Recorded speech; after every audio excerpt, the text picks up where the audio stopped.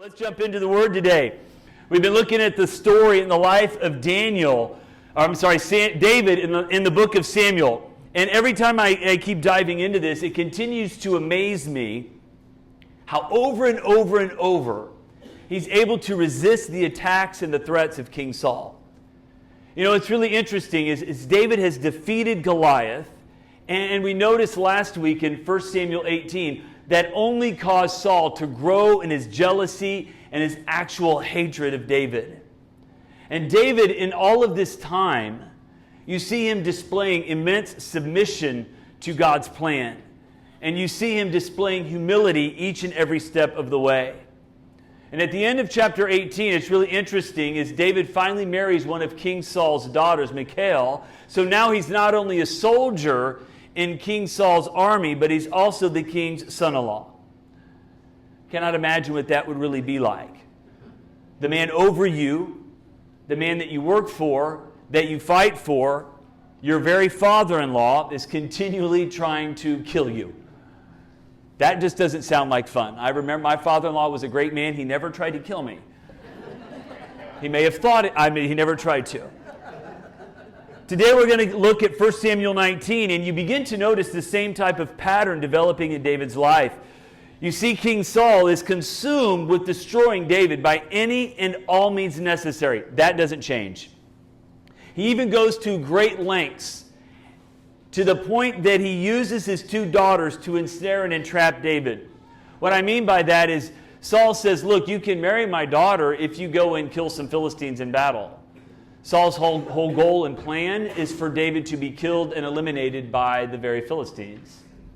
And as I was thinking about that and praying about that, I thought that was so interesting how Saul twice uses his daughters to try and eliminate David by having him die in battle.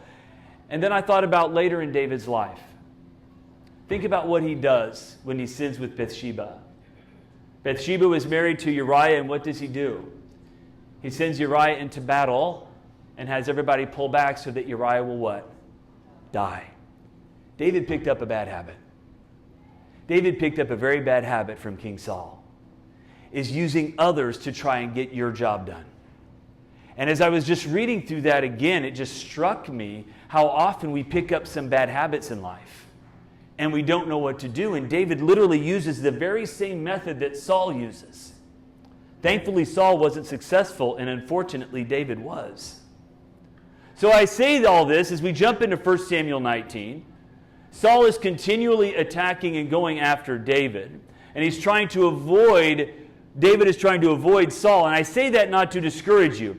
Yes, the enemy may continually try to get at you, for there is no mistaking that David is Saul's enemy, and David is just trying to stay alive. Have you ever felt that way? The song from the Bee Gees keeps ringing in your mind, I'm just trying to stay alive. That's literally all you're doing.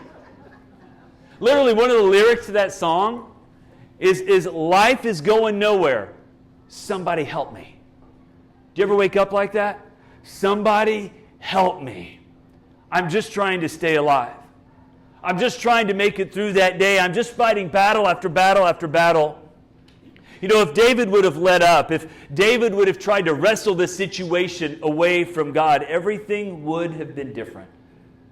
And you keep looking at that, and you know the adage rings true that Peter tells us in 1 Peter 5, a verse you're likely familiar with, where Peter says, look, stay alert. Stay alert. Be sober-minded. The Greeks used that term to describe people crossing over a river while stepping on slippery rocks. If they did not pay strict attention to the steps, they would slip and they would fall. Stay alert. And Peter goes on and says, watch out, for your enemy, your great enemy, the devil, prowls around like a roaring lion, seeking someone to devour. Stand firm against the enemy. Be strong in your faith. You know, we can't allow the enemy to fluster us. We need to be aware. We need to be ready. We need to stand firm. We need to know and remember who is on our side. We need to know and remember who is on our side. So let's jump into 1 Samuel 19. And you'll see it's interesting this week is David is, of course, going to be attacked on many fronts. And in this chapter, we find David will be helped by a friend, Jonathan, the king's very son. He'll be helped by his wife, Michal, and he'll actually be helped by a very powerful spiritual leader, Samuel. David has this great ally in Jonathan, and it jumps right in here in 1 Samuel 19. Saul now urged his servants and his son Jonathan to assassinate David. He's bringing everybody in now. He urged those closest to him to murder David. To murder David, his most famous soldier, his most successful soldier, his son-in-law, murder him. And I say that all the pretense and pretending is off. Do you see that in society today? All the pretense is off. It's gone. It's not there anymore. Saul's done saying, I'll let the Philistines kill him. Now I'm going to send my own army to destroy David. The enemy's not playing any games. But one thing about the pretense being off is it makes the black blacker and the white whiter. This is not a time for us as followers of Christ to be in the gray. For if you're in the gray, you're in trouble. And I think it's just beautiful. As scary and as frustrating as it can be, the pretense and the pretending is off. And we seem to be living in more and more a black and white world. And I say this, it's not a time to be afraid. I'm going to say that again. It's not a time to be afraid. It's a time to pray. It's a time to seek. It's a time to worship. It's a time to remember that God is still God. God is still on the throne. No matter what happens, God is still there. He's not left you. He's not forsaken you. He's not leaving you alone like an orphan, but He's with you every step of the way. That's God. That's God. That's truth.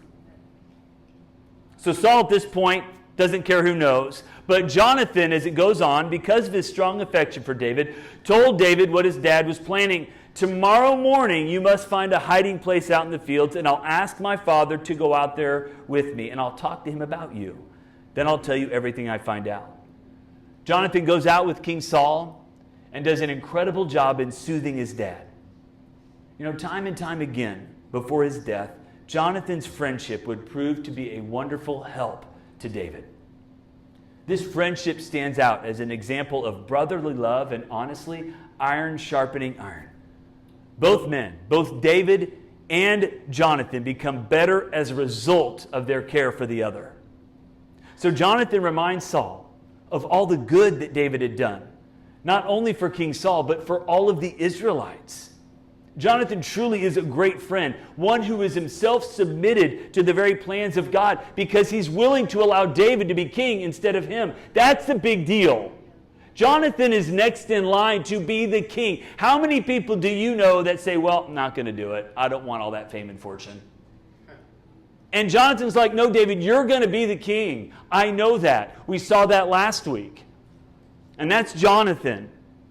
And I just think it's so important. We all need friends like this.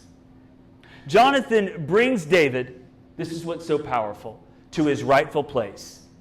He is the king's son-in-law, and he brings David back where he belongs in the king's court. And it tells us David served in the court as before. You'd think this would just be great. Everything's going well. Jonathan has the situation under control. But Saul is still Saul. It lasts for a while. Jonathan diffuses the situation and calms his dad down.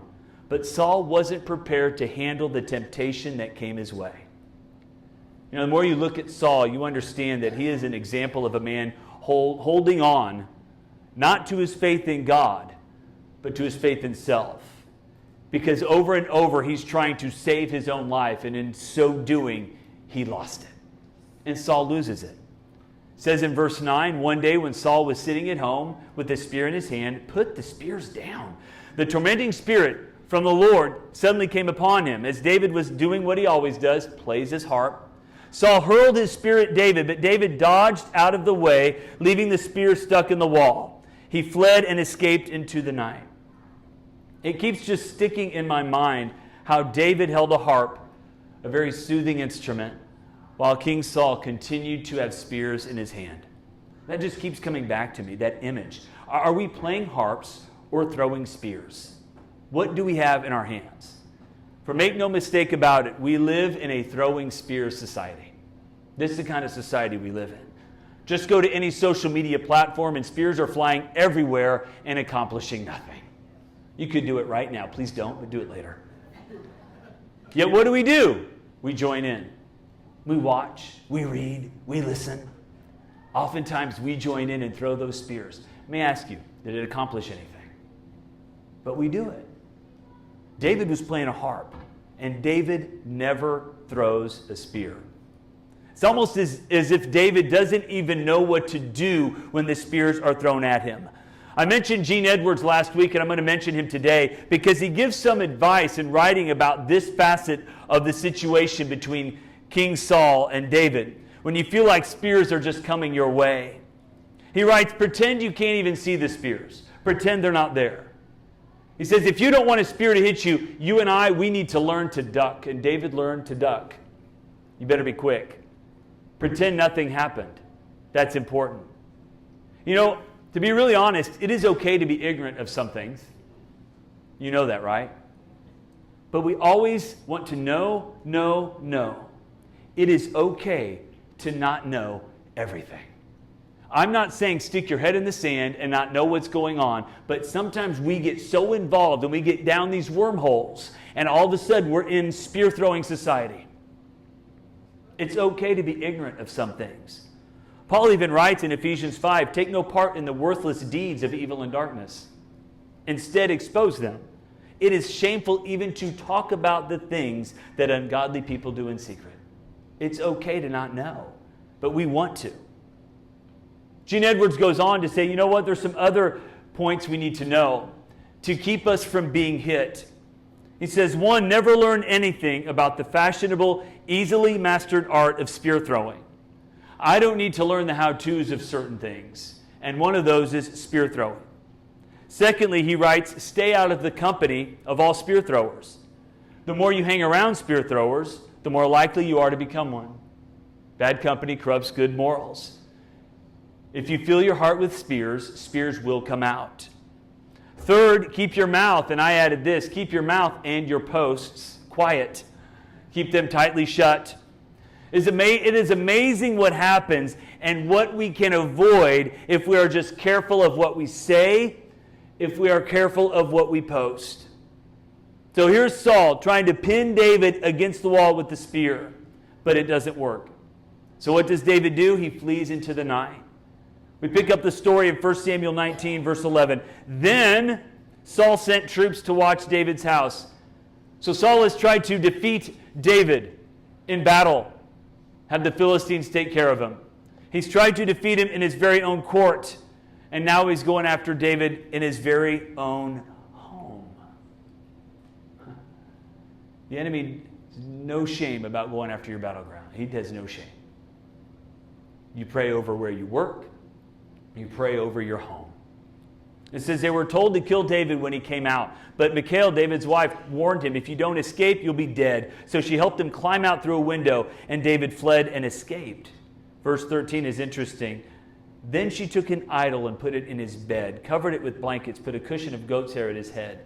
When the troops came, she told them he was sick and couldn't get out of bed. Saul said, bring me David so I can kill him. Pretty blunt, right?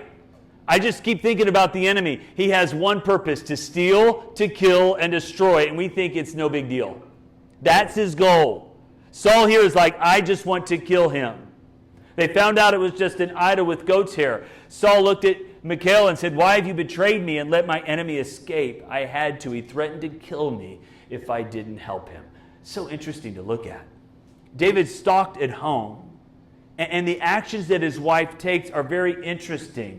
They do show she is willing to do whatever is necessary to protect David, even alienating her very own father. The problem is she lied. The problem is she used an idol. And looking at David's life, it's really hard to believe that David would have had any kind of idol in his house. It reveals that Michal didn't have the sort of relationship with God that David did. So when the going got rough, it was very easy for her to use an idol. Very easy. Maybe she just did what many people did in those times, and they began to mix and blend many different religions. And sometimes we do that. We come to church on Sunday and we worship and we're all about God, but then the week hits and we just kind of follow our own way, and our own plans. It can be so easy to put our trust in something other than God when confronted with a difficult situation. We dive into and rely on whatever we have lying around. We begin to rely on what we know. You see, the problem begins with the fact that Michal had the idol. It was handy. So when pressed, I'll say it again, we revert just like her to what we know. And the question has to be asked, do we know God? Do we trust God? For if you have the idol lying around, you're going to use it. You're going to use that idol. Whatever that is in your life, whatever you rely on, if it's lying around, you will use it. If the idol would not have been there, she would not have used it. But the problem was it was there. So it becomes very handy. And we have these little items in our life that we begin to exalt above God. And when the going gets tough, we go right back to Him. Do we know and do we trust God? Chuck Swindoll brings up an interesting point about David as you see throughout this chapter. And he begins it right here as you see in all this time of David running from Saul, of avoiding the spears, that slowly but surely David is losing everything, and I mean everything that he once relied on. I mean everything. He's losing what Swindoll called his crutches. For at this point, David has lost his status with the army. If the army is showing up at your home to kill you, they don't really care about you anymore. He's lost his status with the army, these people that he led into battle, these people that he fought with. And now he's actually losing the crutch of his wife. In lying for David, it served to only make King Saul even more and more angry, and she's no longer able to help him. And David and Michal's relationship is never the same. As a matter of fact, Saul will eventually give her to another man. It's not the same. Saul and his wife, those crutches, they are now gone. You know, we all have crutches, almost like an idol, things we rely on. And when those crutches are removed, it can lead us to a deeper and deeper relationship with God. And you begin to see that in David. He's only getting God. That's it. That's what he's got. You know, that just give me Jesus just keeps resounding on my mind. That's what he has. You know, it's interesting in looking at the life of David, as you can find a psalm that correlates with many activities in his life, much of what he's going through. In this instance, David wrote Psalm 59 while he was going through this very time, while he was literally escaping from Saul sending the army to get him at his home. The title given to Psalm 59 is Do Not Destroy, which sounds like the title of a Metallica song, but here is what David wrote. Metallica, as those of you who don't know, very heavy metal group. Not much of a worship, they have no worship albums yet. Anyway. So you've got the Bee Gees and Metallica mentioned in this sermon. This is pretty good. The full I like it all. All right. Psalm 59, verse 1, David says, rescue me from my enemies. Protect me, rescue me, save me. Rescue, protect, save. New English translation is deliver me. Throughout this psalm, Psalm 59, you see David's close personal connection with God, even in the midst of all that he's going through. Just give me Jesus. He goes on and says, this enemy has set an ambush for me. They're waiting for me, Lord. Listen to this. Though I have not sinned or offended them, I have done nothing wrong, yet they prepared to attack me. Something that you notice as you get into the life of David, he knows he's not sinned against Saul. He knows it. He knows that. He's done nothing to offend Saul. If anything, David has done the complete opposite. David has furthered King Saul's kingdom by winning and winning and winning each battle. Yet the enemy continually wants to take him out. And he's crying out to God for help. If I've sinned, I'll admit it. But he goes, look, I've not. I've not done anything to offend Saul. And he goes on to describe God like this invincible warrior. We need to remember that and get that image in our heart and our mind. We serve the invincible warrior that is our God. We don't serve a weak God. I don't read David's Psalms that David ever thinks God is weak. If he thought he was weak, he wouldn't be crying out to him. But the truth of the matter is this warrior David cries out to a bigger warrior God. And we, for some reason, live in this society. We serve a mighty warrior God who's on our team. And I really think we need to grasp that. Because I see David, he's not a meek, mild man. This man wins battles. He doesn't lose. I mean, seriously. He's like the Patrick Mahomes of warriors. I'm going to keep it going. All right? This is just what you see, and I really mean that. And yet we should not be weak-kneed. We should not be. If you didn't get that out of worship today, then we need to go back and... I mean, this is the God that we serve, and He's on your side. Psalm 59, verse 9, David goes on and writes, "You are my strength. I wait for you, O God, my fortress. In your love, my God will stand with me." Verse 13, he says, "Destroy them in your anger. Wipe them out completely." Hey, he's being honest. He's being honest. Wipe them out. They're coming out. Wipe them out. Destroy them. Why? This is what I love about David. Even when he destroyed Goliath, it wasn't for his glory. He says, then the whole world will know that God reigns in Israel. It's about God.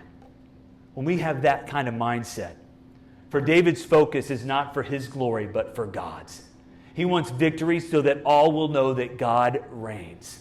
It seems we keep seeing this. He wants the whole world to know that through this victory, God reigns. This is why I keep going back to what I said about 3 or 4 weeks ago. I'm sure you remember it. Is where it's so neat to hear about testimonies of other people because it reminds us that our God reigns. Amen? It reminds me, oh my gosh, God does answer prayer. Verse 16, he ends it by saying, "But as for me, I will sing about your power. Each morning I will sing with joy about your unfailing love. You've been my refuge, a place of safety. Oh, my strength, for you, God, are my refuge, my unfailing love." Woo! That's God. Reminds me of Lamentations 3, "The faithful love of the Lord never ends. His mercies never cease. Great is His faithfulness. His mercies begin afresh each morning. I say to myself, the Lord is my inheritance. Therefore, I hope for Him. His mercies are new every morning." What a better way to begin each day, each morning, than crying out to God, than singing of His power, His strength, and His mercies. That's David. So David's been rescued by Jonathan. He's been helped by his wife Michal, but the saga doesn't end there. He may have escaped Saul once, twice in this chapter alone, but it continues. It says in verse 18, David escaped. And notice what he does here. He goes to Ramah to see Samuel. And he told him all that Saul had done to him. He goes to his spiritual mentor, the very man who had anointed him. He goes and sees Samuel. It is so powerful. And he goes and he tells him everything. So Samuel takes him to live at Naioth, and I love this. Saul finds out about it, sends some warriors. They start prophesying. He finds out about that, so Saul sends some more. They start prophesying. He does this 3 times, and they all start prophesying. That's powerful. That's what's going on. And then Saul says, well, this is it. I'll take care of it myself. Saul goes down there. Guess what he does? He begins prophesying. Now, prophesying, what it means is really, I love it so powerful, is it means basically they're speaking God's word over the whole situation. They're praising God and singing about God's greatness, and they're praising God and praying about what God will do over this situation. And it's so amazing where David fled when he's running from Saul. He goes to Samuel, and he takes him basically to this safe place, this hideaway, a refuge. This is such a powerful testimony to the beauty and power of being in church. And I don't just say that as a pastor. I say that as a human being living on this planet, in this time, in this age. He went amongst other believers. Do you know how powerful it is to join with you every Sunday in worship?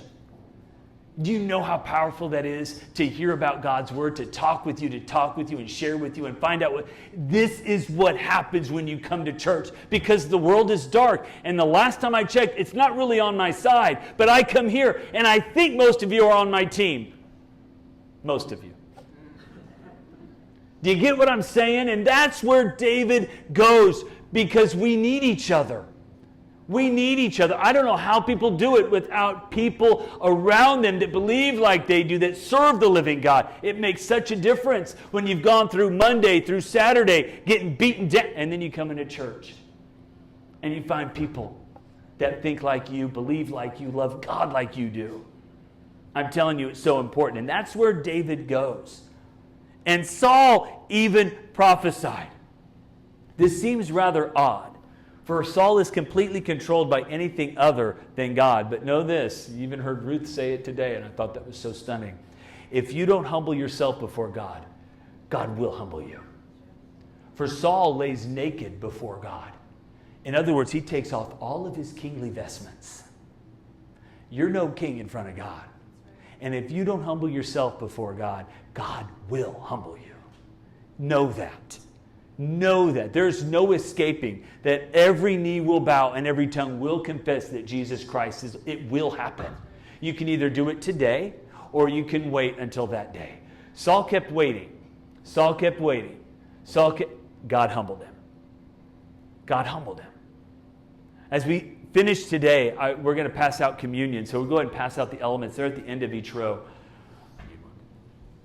And it's just such a powerful testimony when I look at communion today. And there's a few questions, as we always take some time to be quiet before we share communion. And as we jump into this, the three questions I have is what crutches are you relying on more than God this morning, this day, this week?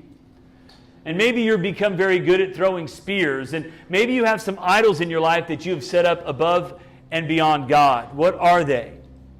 Because I know this, when all of that is removed, it leads us to a deeper and deeper reliance on God. That's the good news. The bad news is it's no fun to lose crutches. But the good news is Jesus is there. You know, Jesus, in one of his most powerful teachings in John 6, made this statement. He said, I am the bread of life. Whoever comes to me will never, never be hungry again. Whoever believes in me will never be thirsty. This statement alone shows the power of relying completely on Jesus. For Jesus sustains us more than anything and everything the world has to offer. And Jesus goes on to put it in these blunt terms that really began to turn off all the Jews that were following him. For my flesh is true food, and my blood is true drink. Anyone who eats my flesh and drinks my blood remains in me, and I in him.